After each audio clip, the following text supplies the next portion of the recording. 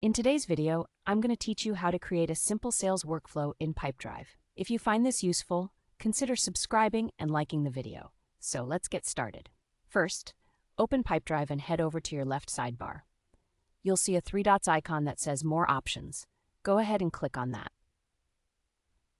A menu will pop up, and from there, you want to select Automations.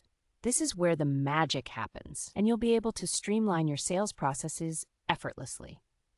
Once you're on the Automations page, look for the Templates tab. Clicking on this will show you a variety of pre-built sales workflows that you can use as a starting point. For instance, you might want to automatically create a task whenever a deal changes stages. This is a great time saver if you're looking for something quick. If you're feeling creative and want to set up something personalized, you can always start from scratch, which is another exciting option. Now let's dive into setting the trigger for your automation. A trigger is the event that launches your workflow. Think of it as a starting gun. It gets everything moving. You might choose a deal moving to a new stage, a new contact being added, or even a form submission from your website. Pick the event that best fits your workflow needs and make sure you're happy with your choice. Once you've defined your trigger, it's time to define the action. This is what you want Pipedrive to do automatically when that trigger occurs. Picture this. You've set a trigger for when a deal moves to a new stage. Maybe you want Pipedrive to create a follow-up activity for you. Or perhaps you'd like it to send out an email task to your sales team. You might even want it to archive deals that have been marked as closed. Whatever your needs are, just select the appropriate action, and you're one step closer to a streamlined workflow.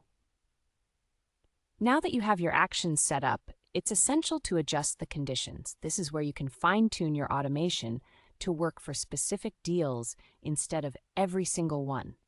You might want the automation to apply only to deals that match certain criteria, like being in a specific pipeline or exceeding a particular deal value. Setting these rules can help keep your workflow efficient. Before we wrap things up, let's save and test your automation. Give it a clear and descriptive name so you'll remember what it does down the line. Once you've saved it, I highly recommend testing it out. Use a sample deal to make sure everything triggers exactly when and how you expect it to. This part is crucial because it ensures your workflow runs smoothly and effectively once it's live. And there you have it. You've just created a simple sales workflow in Pipedrive.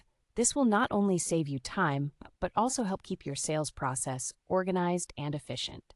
Remember, the key to a successful sales strategy is not just working harder, but working smarter. If you found this tutorial helpful, don't forget to like the video and subscribe for more tips and tricks like this.